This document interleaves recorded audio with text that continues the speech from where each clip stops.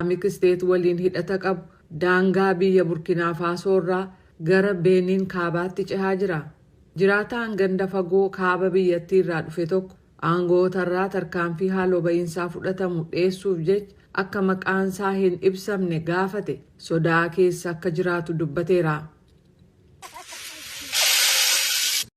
Concernant la sécurité dans mon village, je dirais que l'ambiance n'est plus la même.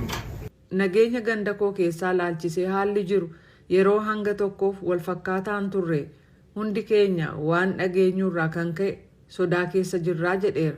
Shororkeessonni hanga ammaatti gara gandasaa kan hin dhufne yoo ta'u jiraattota naannoo daangaa biroof hookkarri shororkeessummaa Burkina Faso, Nigeeriif Maaliirraa itti ce'aa jiru. Akkuma viidiyoon miidiyaa hawaasaarraa argame kun agarsiisu sana jedhe duruu dhugaa jireenyaa ta'ee jira.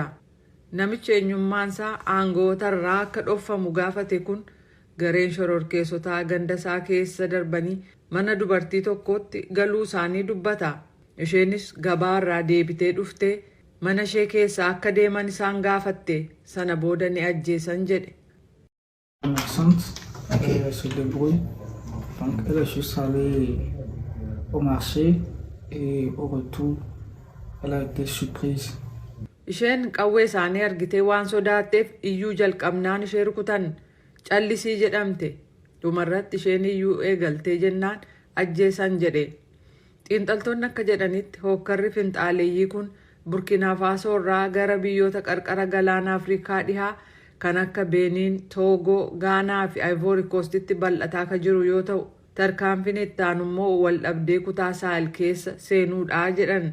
Piroojeektoota odeeffannoo bakka wal dhabdeen hidhannoo gaggeeffame agarsiisuu fi haala uumaman ilaalchisee odeeffannoo kennu biraa ragaan argame akka agarsiisutti Benin walakkaa bara 2022 lammaffaa keessa biyyootii qarqara galaanaa jiran kanneen biroo irraa addatti baafamtee haleellaan hidhattootaa caalaatti kan irratti raawwatame fakkaataa jedheera. Mootummaan hookkarri akka hin babal'anne hojii gahaa hojjeteeraa jedhamee kan gaafataman hayyuun nageenyaa Ahun Hauna akka jedhanitti.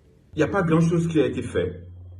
Et donc, en conséquence, on a peut-être péché les... An akka yaada dhuunfaa kootti waan xiqqootu hojjetame jedhee yaada.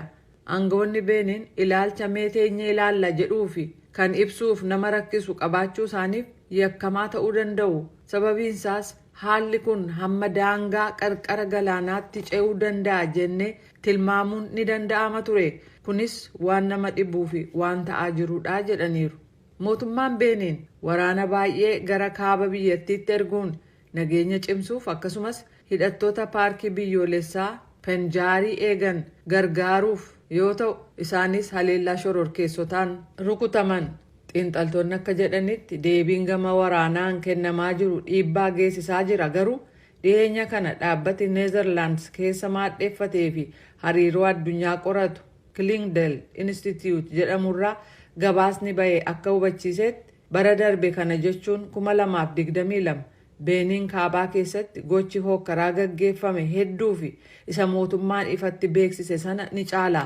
Bara 2022 keessa gaazexeessaan Awurooppaa tokkoo fi gaazexeessonni lammii Benin hedduun shororkeessummaa biyyattii kaabaa keessaa ilaalchisee gabaasuuf osoo yaalanii hidhaman. Dhaabbanni gorsa kennuu fi Benin kaabaa keessatti hawaasa hookkara finxaaleeyyii dandamatu ijaaruuf workshooppii gaggeessaa ture tokko akka jedhutti jiraattonni hedduun waa'ee dhimma kanaa dubbachuuf baay'ee sodaatu.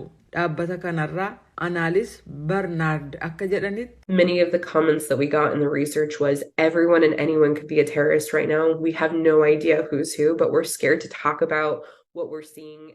Yaadonni qorannaa kana keessatti argine hedduun isaanii nami kamiyyuu namni hundiyyuu yeroo ammaa kan shororkeessaa ta'uu akka danda'udha.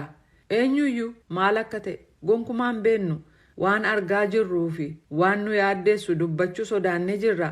Kanaafuu dhuguma iddoo nageenya qabu uumuu qofti akka bu'uuraatti ilaalamuu qabaa jedhan.